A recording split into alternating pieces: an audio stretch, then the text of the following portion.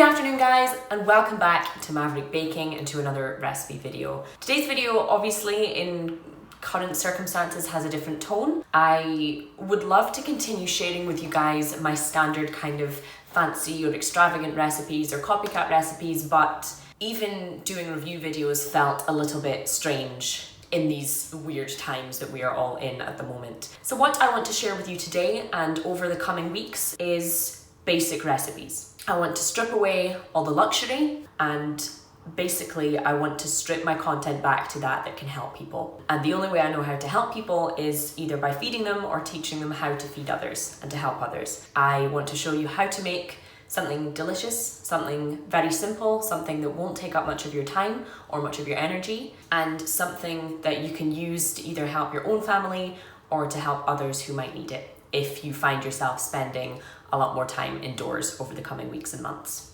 So let's get into it.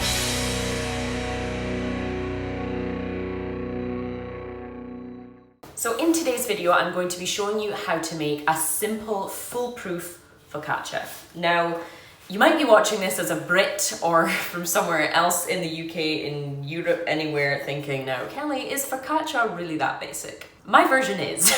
This recipe takes inspiration from a fellow Scottish baker. He was also on the Great British Bake Off. His name is James Morton. I will link the book that this recipe is kind of brought from in the description below, because he has taught me everything I know about bread. Bread is something that can last one meal, it can last a couple of days, it can last up to a week, it can feed a lot of people, it's very sustaining, it's nutritious.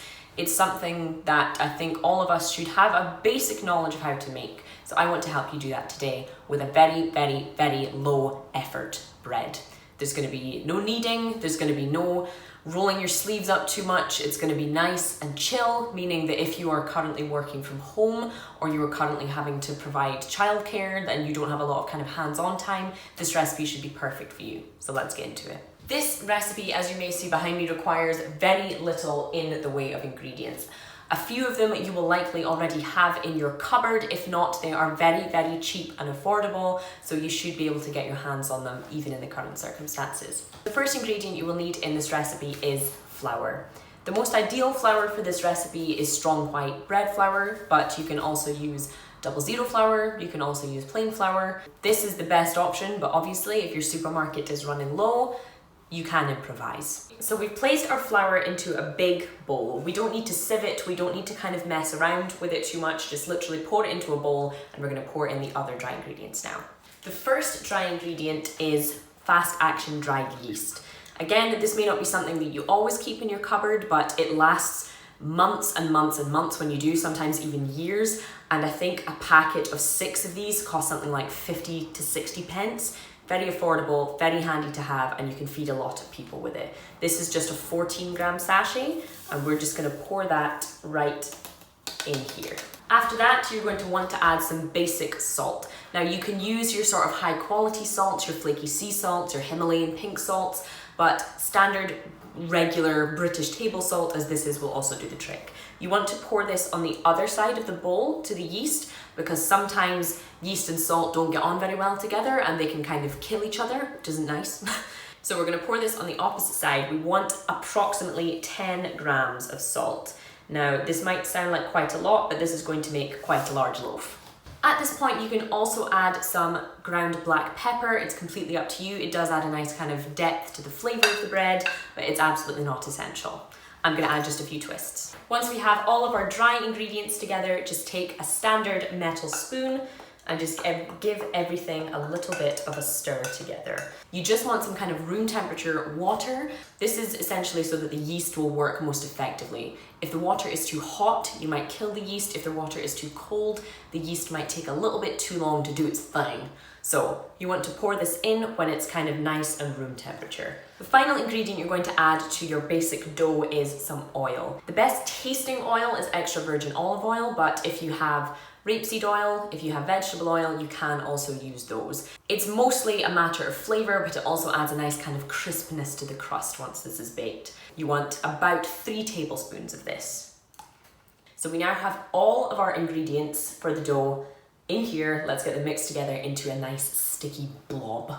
So again, you can just use your big spoon for this. Just give it a nice kind of rigorous stir. It will be very, very sticky and very wet, but that is exactly what we want from this dough. So your dough at this point should be malleable, it should be kind of stretchy, it should be looking kind of like the back of your thigh. It's pale, it's a little bit wobbly, a little bit cellulite, but it's gonna be delicious anyway. Basically, once all of your flour and water and everything has mixed together into this kind of sticky mass that doesn't look particularly appetizing, that's the point you want to be at right now. What we're going to do now is we're going to wash our hands thoroughly, of course. We are going to cover this with either some cling film or a damp tea towel, and we're going to leave it to rise in the warmest spot in your house for 45 minutes to an hour. We're not going to knead this dough, first of all because it's very, very soft and sticky, and that would just be very frustrating for everyone involved, but also because this recipe is to maximize your time with your family, with your work, whatever you need to focus on at this point. This will do its thing in the background for an hour. So let's do that. So I'm choosing to cover my bowl with a tea towel. I'm going to leave it in the cupboard where my boiler is. I find that's one of the kind of nicest, most steady, warm places in the house that isn't too hot. And I'm going to leave it for, like I said, about 40 minutes to an hour, by which time the dough will be a little bit more relaxed. It will be softer. It might have risen a little bit, but not too much at this point. So let's do that. See you in an hour. Okay, here we are 1 hour later. I'll just take this off and you will see that while we do have a kind of increase in those bubbles on the side, the dough hasn't risen too much. This is completely normal at this stage. It is soft, it is moist, and what we're going to do here, because this dough doesn't need to be kneaded, what we're going to do is we're going to kind of oil up our clean hands, obviously, very, very important. Not that I need to stress that. I'm sure everyone is washing their hands more thoroughly than ever before at the moment. What we're going to do is we're going to oil a clean hand, and we're going to kind of lift the dough and fold it over. Lift the dough, fold it over, lift the dough, fold it over, lift the dough and fold it over until it's looking smoother and it's looking more like a kind of ball of bread dough rather than just the back of your thigh. So again, just feel free to use whichever oil you have in your kitchen for this. I'm just using the extra virgin olive oil that I have. So my hand is nice and lubed up, for want of a better word. And we're just gonna take that and we're gonna squish it down and fold it over. Now you'll see how much stretchier the dough is. Having had that time to relax, we've allowed the gluten to develop, and the strands of gluten, that protein that we have in bread, is what gives us that lovely chewy texture, that lightness, and helps us shape this into something a bit better than just a big kind of celluloid lump. And that is all we are going to do at this stage.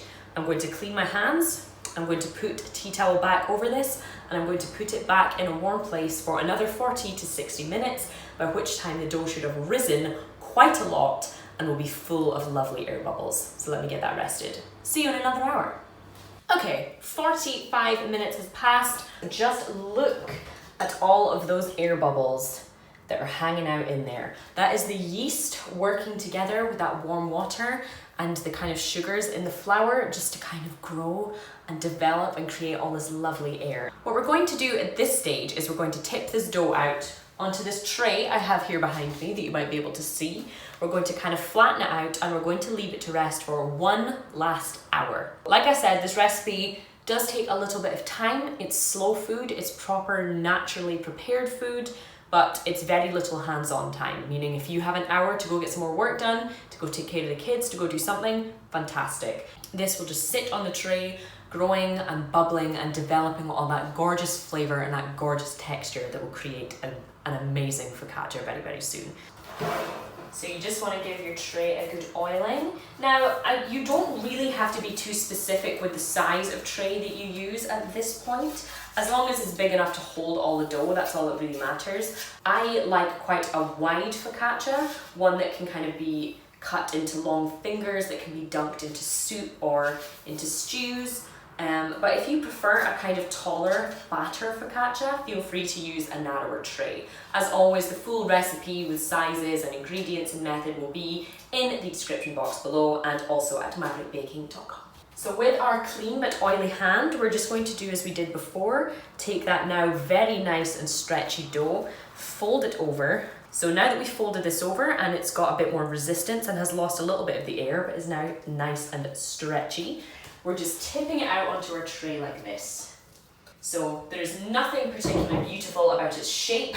The beauty is not what we're aiming for here. We are aiming for functionality and we are aiming for ease. So you just want to kind of spread this out. It will only go so far because much like pizza dough or anything, even Play-Doh, this does have some resistance to it. But as long as you have that nice oiled tray, it means that it will have nice room to spread out and won't stick to any points of it. So here we are. I'm going to go wash my hands and I'm going to leave this chap alone to have a nice little hour-long nap when we will come back and finally get this in the oven to get some delicious bread on the table. Okay, so an hour has passed. My dough has been resting and napping in a warm place. You can see it has grown both up and out. It is looking puffy, full of air. It's looking big, which is what we like as well. So all we need to do now is use our clean hands again just to punch some little holes all over the dough.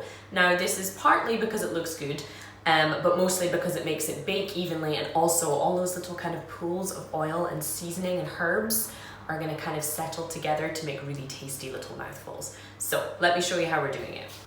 Lube up our hands again, and then we are just going to use our fingers to just make holes in it. You don't need to be gentle, you don't need to be particularly friendly with it, you just need to puncture some big holes in there. The olive oil also acts as a bit of a moisturizer when our hands are also dry from washing them so much.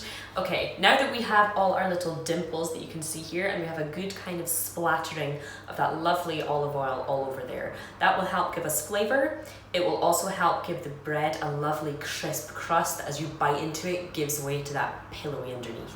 What we're going to do now is we're going to scatter over some salt and some pepper, and I always like to give it a good helping of herbs, whether that's rosemary, thyme, sage, whatever I can get my hands on. Feel free to just use salt and pepper or to use spices. You can use fresh basil, you could use sun-dried tomatoes, you could throw some olives on top, whatever you like, whatever you have. Good helping of salt, some black pepper, just as we used in the dough. Funnily enough, I actually am running quite short on herbs. I haven't ventured out to my local supermarket in about a week, so I'm not really sure what I'm going to find when I get there, but I'm going to use what little I have left of this thyme.